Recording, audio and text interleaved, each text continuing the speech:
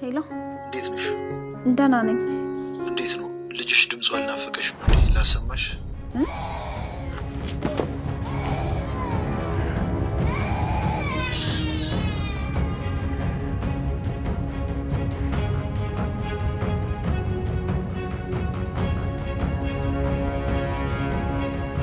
ሰላም ሰላም፣ ጤና ይስጥልኝ ውድና የተከበራችሁ የቻናሌ ቤተሰቦች፣ በነገራችን ላይ ዳግም እየሰረቀ ያለው ለመጥፎ ነገር አይደለም ማለት ነው። እየሰረቀ ያለው ብዙ ብር ስለጠየቀው የእህቱን ልጅ ለማዳን የሚያደርገው ጥረት ነውና እዝጋኛ ግን ሌላ ሱስ ውስጥ ገብቶ የመስረቅ አመል ኖሮበት ምናምን አይደለም ማለት ነው። ውድና የተከበራችሁ የቻናሌ ቤተሰቦች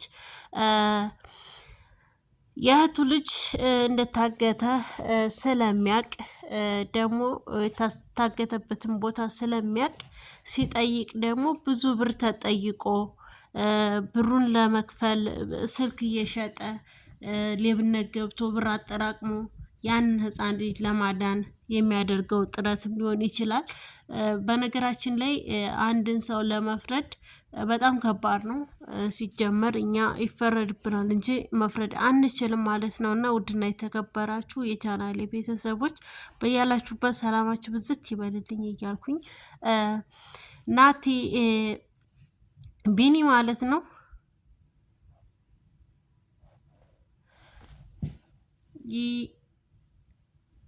ኤፉ ልጇ በህይወት እንዳለ ድምጹን እየሰማች እያለቀሰ ድምጹን አልናፈቀ የልጅሽ ድምጽ አልናፈቀሽም ወይ አሰማሽ በማለት ድምጿን እየሰማች ትገኛለች ማለት ነው።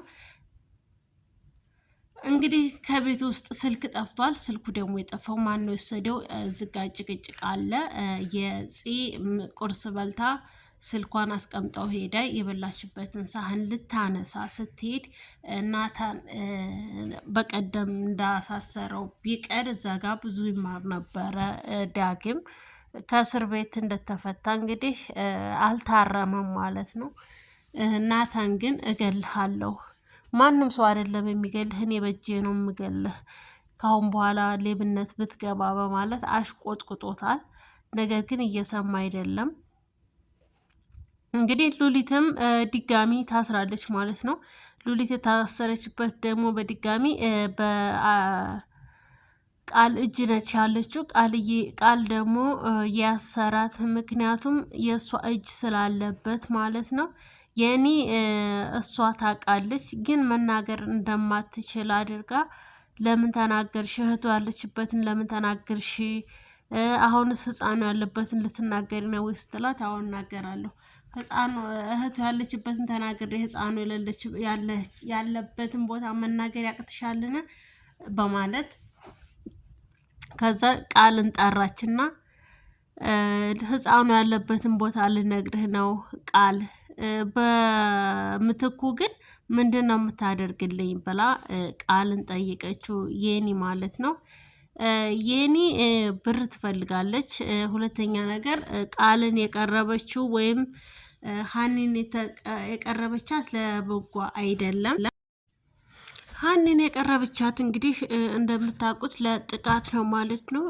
የእሷ አባትና የቃል አባት የራሳቸው የሆነ በቀል አላቸው እና ያንን በቀል ለመወጣት ስትል ነው ማለት ነው እዚህ ውስጥ የገባችው። የኔ ጨረቃዬ እንግዲህ ኤፉ ማለት ነው። ኤፉዬ እናቷ መጥታ ብር እየጠየቀቻት እባክሽን ልጄ ዳግም መስራት አለበት፣ ትንሽ ብር ስጭኝና እናግዘው፣ ስራ ይከፈትለት ስትል እድሜው አይደለም ገና ትንሽ እኮ ነው፣ እንዴት ነው ሊንከባከብ ለስራ ገና ብቁ አይደለም በማለት ስትናገር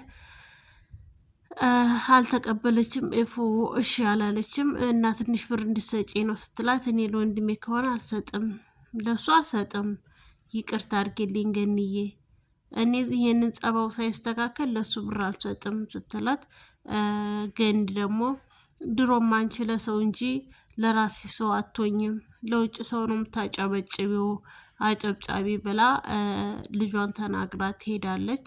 አሁንም ገኒ ልጄን አትናገሩት፣ እሱ ሌባ አይደለም እያለች ትከራከራለች እና ሌብነቱን እሷም ዛሬ በእጇ ይዘዋለች።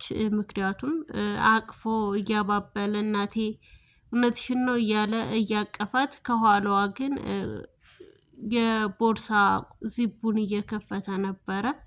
ግን ኧረ እኔ ተሳስቼ እንደዚህ ንከው አለ። ነካሁት እንጂ ልሰርቅሽ አይደለም አለ። ሌባ መቼም እንግዲህ እንደዚህ ነው ሲያዝ ያስረበትበዋል። እና እዝጋ እንግዲህ የኔ የነበረ ድብቅ የአባቱን ስም ሁሉ እዝጋ ተናግራለች። ደንግጣለች በመናገሯ ራሱ ማለት ነው። ቃል እስከ አባቱ ተጠርቶበት አያውቅም። ምክንያቱም ድብቅ ነው። አባቱ በጣም ታዋቂ ነው፣ የቃል አባት ማለት ነው። እነ ቃል እንግዲህ የኤፍራታ የአባቷ ሚስት ወንድም ልጅ ነው ማለት ነው። የኔ ደግሞ ለመበቀል ሀኒን የቀረበቻት ሴት ናት። ወደው አይደለም፣ ቃልን አፍቅረው አይደለም። ለበቀል ሴት ልጅ ለበቀል በማትሄድበት መንገድ የለም። ለበቀል ስትል ነው እሱን የቀረበችው እና ልቀቀኝ ስትለው አሁንማ ሌላ አጀንዳ ከፍተሻል፣ ይህን ማንነትሽን ሳላቅ እንዴት ነው ምለቅሽ? አሁን ደግሞ ድጋሚ እዚህ ቦታ እንድትቀመጭ ያደርግሻል፣ የአባቴን ስም እንዴት አወቅሽ? እያለ እያስለፈለፋት ነው ማለት ነው ቃል ይህኒ በነገራችን ላይ ለበቀል እንጂ ለሌላ አይደለም። ወዳው ወይም ንብረቱ አታሏት በገንዘብ እንትን የምትል ልጅ አይደለችም። እሷ እንትን ያለችው አባቷ ህመምተኛ ነው። እንግዲህ አባቷን ምን እንዳደረገው የቃል አባትን ባናቅ ከቃል አባት ጋር የሆነ ግንኙነት አላቸው ማለት ነው። ያንን ለመበቀል ስትል ነው ሀኒንም ቃልንም ወደድኩ አፈቀርኩ እያለች ቤት የምትመላለሰው።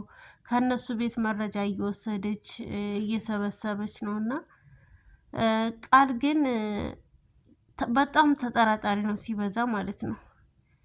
የዚህ ስልክ ሞባይል እንግዲህ ምን ላይ እንደተደረገ አይታችኋል።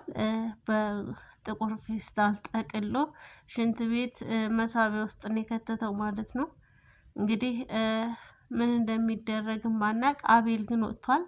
አቤል ሲደርስበት ግን በጣም ደንግጧል። ለማስመሰልም እየሞከረ ነው። ፀጉሩን እያስተካከለ ልብሱን እያስተካከለ ምናምን ይገኛል። እባክሽን ልጄ ከልጄ ራስ ላይ ውረጂ፣ አፉን አታጥፊ፣ ስሙን አታጥፊ፣ እንደ አንዴ የሰረቀ እንደሆነ ሁሌም ሌባ ነው ወይ እያለች ገነት ትከራከራለች ማለት ነው። ገነት ግን አንዳንዴ በጣም ታሳዝነኛለች። ምክንያቱም ግን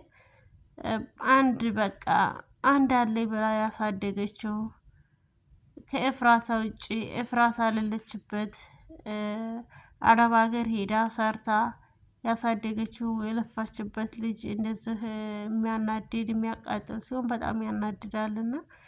በነገራችን ላይ አቤል ከፄ ጋር ይቀጥላሉ። ቢኒያም እና እንግዲህ ቢኒያም እና ያፌት ቢመጡ ደስ ይለናል። ቀጣዩን ደግሞ ቤዚና ናሆም ቢመጡ እንላለን። በመቀጠል ግን የመቀጠል የሚለው ይቅርና ማለት ነው። ውድና የተከበራችሁ የቻናሌ ቤተሰቦች ሰብስክራይብ አድርጋችኋል? አላደረጋችሁም? ሰብስክራይብ አድርጉኝ፣ ላይክ አድርጉ፣ አስተያየታችሁን ኮሜንት ላይ ግለጹልኝ። እወዳችኋለሁ፣ አከብራችኋለሁ። የናታን ማንን ነው የሚጠብቀው? ኤፉን ነው ወይስ ሀኔን ነው የሚለውን ደግሞ በቀጣይ እንመለከታለን። እወዳችኋለሁ፣ አከብራችኋለሁ። በያላችሁበት እዚህ ድረስ መጥቶ ሀኒ ጠፋችበት ማለት ነው። ሀኒ ግን ወደ ቤቷ ገብታለች። ማንኛው ቤት እንደገባች ነው ግራ የገባው ማለት ነው። ከፊት ጥፍት አለችበት ማለት ነው። ናታን እየተከታተላት ነበረ። አፍቅሯት ወዷት ወይም እውነት እንዳለው እንድትበቀልበት ሚስቱን ሊበቀል አይደለም የቀረባት ማለት ነው። ስለ እሷና ስለ ወንድሟ ማንነት ለማጣራት ስለፈለገ እንጂ ወዷት አይደለም። እንግዲህ ሉሊት በመታገቷ በጣም ደስ ብሎናል። ትታገት፣ ከዚህም በላይ ትሰቃይ ማለት ነው። ግን ደግሞ ምንድነው ህፃኑ ቶሎ ይመለስላት። ህፃኑ መመለስ አለበት። ምክንያቱም እንግዲህ ናታንም ሰምቷል፣ ኤፍራታም ሰምታለች፣ እንዲሁም ወንድሟ ዳግም ሰምቷል። ሁሉም ሰው ይህንን ነገር ደግሞ በይፋ ይሰማል። ፂም ሰምታለች። በነገራችን ላይ በደብዳቤም ቢሆንም ህፃኑ የታገተበትን ቦታ አውቃለሁ። ናታን የመጣውን ደብዳቤ ኤፍራታ ፊት ነው ያነበበችው ማለት ነው። አይታለች፣ ሰምታለች። ይህን ነገር ግን በቀላል የሚታለፍ አይደለም። ምክንያቱም ልጅ ነው። እሷም ባሏን ትታ ናታን ትታ ሌላ ጋር ለመሄድ ሁሉ ያደረሳት ልጅ ስለሆነ ነው። እናት በልጇ ደግሞ በፍጹም አትደራደርም። ህይወቷንም ማሳልፋ ትሰጣለች። እና ኤፍራታ ያደረገችው አሁንም ያንን ነው። ወንድሟ ናታን ዳግም የሚሰርቀው ግን ለልጇ ዳግም የሚሰርቀው ለኤፍራታ ለእህቱ ልጅ ብሎ ነው ማለት ነው። ልጁን ለማስፈታት እና ለታገተበት ቦታ ለማላቀቅ እያደረገ ያለው ጥረት እንጂ የሱስና ወይም የሌብነት ሱስ ኖሮበት አይደለም። ውድና የተከበራችሁ የቻናሌ ቤተሰቦች በሌላ ቪዲዮ እስከምንገናኝ ሰላም ቆዩ።